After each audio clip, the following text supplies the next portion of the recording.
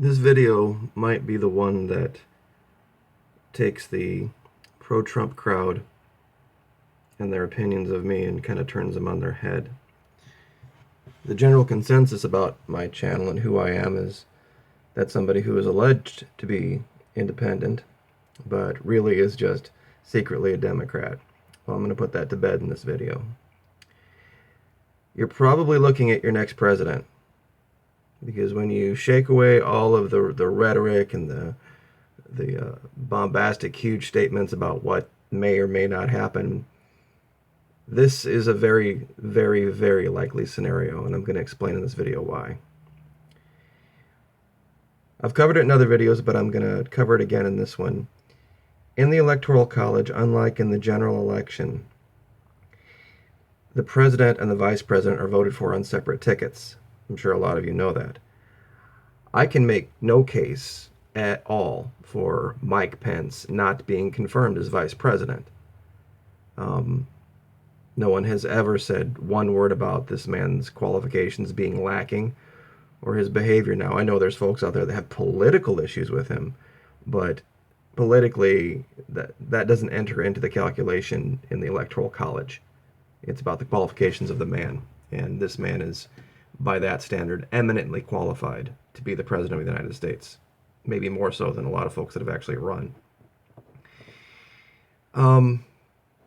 I'm going to go to this little handbook. It's a guy written by the Electoral College, William C. Kimberling, and it is a fantastic explanation of the Electoral College, how it works, the thinking process behind it, and the reason it was put in.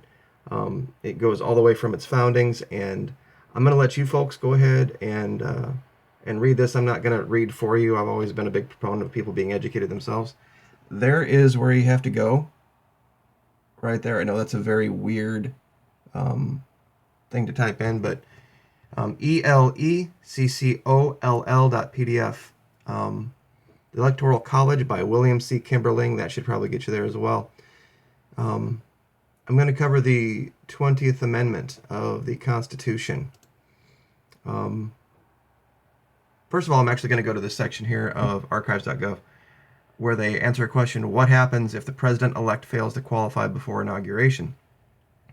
And I'll read this to you. If the president-elect fails to qualify before inauguration, Section 3 of the 20th Amendment states that the vice president-elect will act as president until such time as the president is qualified. The Constitution also directs Congress to determine by law a successive line of service to be called upon in the unlikely occurrence that both the president-elect and vice president-elect fail to qualify by the beginning of the presidential term. Once again, archives.gov.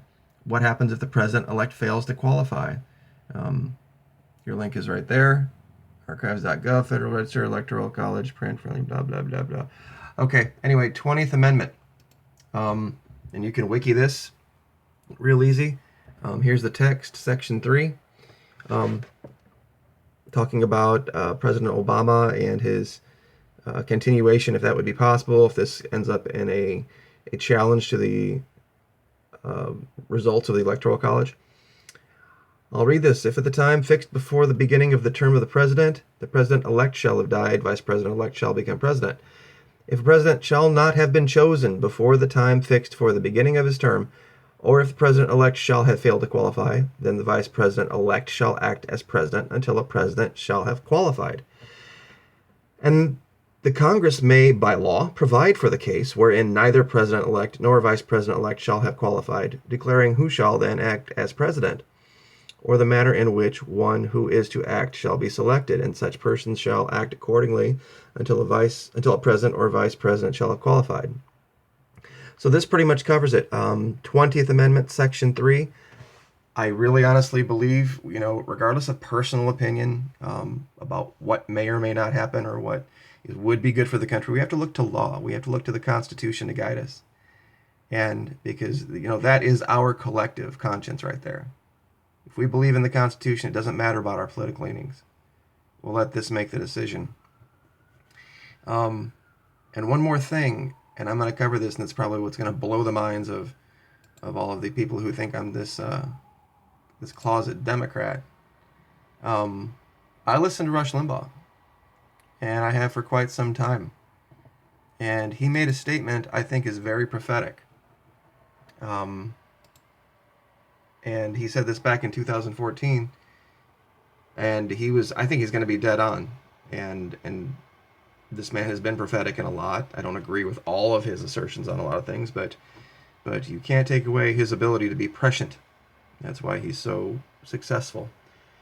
So anyway, yeah, he made a statement pretty much. I'm going to summarize it. Go down here, and it says, and I quote: "I guarantee you, folks, even after he's out of office, he is going to be treated by the media as though he's still president, and this may be the case even with the Democratic president. Whatever the next president does, the media is going to go to Obama every day, and I promise you, folks, this is exactly what's going to happen. If we have this giant mess or we have this huge problem, and Mike Pence takes office." As vice president elect, and there's still this huge uproar over who's president. You mark my words, because with so many people looking to the media to tell them what the government is, or what we believe, or where we're going, or what we're doing, this is what's going to happen.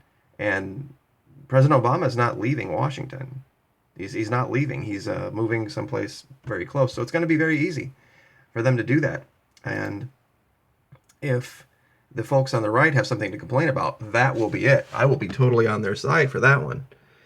And if anybody attempts to make any kind of an allegation that this man is not qualified to be president, we're going to have a problem.